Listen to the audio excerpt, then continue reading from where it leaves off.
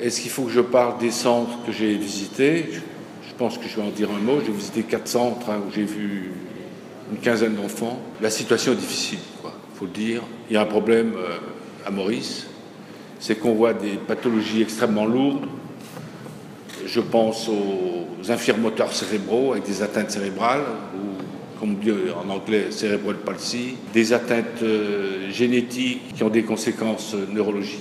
L'île Maurice a besoin d'une lecture, d'un décryptage neurologique. Je sais que les neuropédiatres sont rares déjà chez nous en France, et qu'ici il n'y en a pas, mais il faut que ça passe par là. Il faut que petit à petit, ces pathologies organiques se séparent de la pédopsychiatrie classique qui relève de troubles psychiques quand même très différents. Et quand on les reçoit Open Mind, on découvre des enfants de 10 ans qui ne savent ni lire ni écrire. Donc on comprend que ces enfants n'ont pas leur place à l'école, dans l'école traditionnelle. Derrière ce problème se pose la question des troubles du comportement. Il ne faut pas oublier dans les troubles du comportement l'opposé à l'agitation, c'est-à-dire le syndrome d'inhibition. Et là, il y a un travail considérable à faire. Alors pourquoi je vous dis ça? Parce que on a compté les enfants agités qu'on voit que des garçons. Mais la fille inhibée qui est au fond de la classe, qui ne fait pas parler d'elle, elle ne dérange pas. Donc il y a un risque que ça passe inaperçu.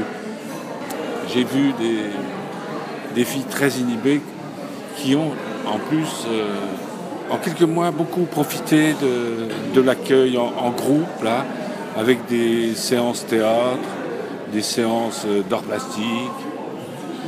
Et petit à petit, elles ont repris confiance en elles. Et le fait d'être en groupe, ça resocialise. On redevient un individu comme un autre. Et ça, c'est important.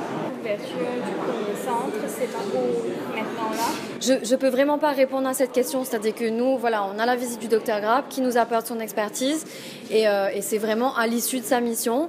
On va tous s'asseoir en équipe et il va nous dire ce qu'il a observé, ce qu'il préconise. Et nous aussi, on va évaluer ce qui est possible de faire dans un contexte mauricien, essayer de comprendre un petit peu dans quoi est-ce qu'on met les pieds. Donc vraiment, pour l'instant, c'est un état des lieux. Mais effectivement, le projet, c'est un service de pédopsychiatrie à Maurice. Donc là, on se spécialise vraiment dans le service, on va dire, de santé mentale pour les enfants. Et nous, ce qu'on propose, ce sont des ateliers. Donc les enfants sont en petits groupes et ils participent à des ateliers comme l'orthithérapie, l'art-thérapie, théâtre-thérapie. Il y a différents ateliers qui sont mis en place avec des psychologues, des éducateurs. Et puis les enfants sont aussi suivis individuellement par leur thérapeute référent pour des entretiens individuels.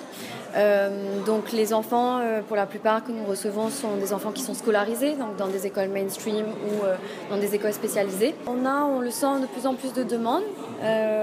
Après voilà, donc les processus d'admission, donc les enfants nous sont référés soit par l'école, soit par des professionnels en privé, soit voilà par des familles qui ont entendu parler de nous. Et il y aura toujours un processus d'admission, donc d'évaluation avec un psychologue, savoir quels sont les besoins de l'enfant, comment est-ce qu'on peut l'aider. Oui, je pense qu'on a de plus en plus de demandes et je crois que une bonne chose, c'est que la population est de plus en plus sensibilisée aussi à la santé mentale chez l'enfant, comment aider un jeune qui se développe. Il est par conséquent fondamental de réaliser que le bien-être de tout pays passe obligatoirement par celui de ses enfants. C'est pour cela que nous, au niveau du groupe, avons décidé de nous associer à cette cause à travers ce financement de la MCB Forward Foundation. L'association entre Open Mind et la MCB Forward Foundation ne date pas d'hier. Elle remonte à 2011 pour être précis. Dans un premier temps, nous avons financé des services purement thérapeutiques. Nous avons vite compris que l'action amorcée par Open Mind se voulait pérenne. D'où notre implication de plein pied à travers la mise en place d'un centre sécurisant, le Safe Haven, et la construction d'une salle thérapeutique dédiée.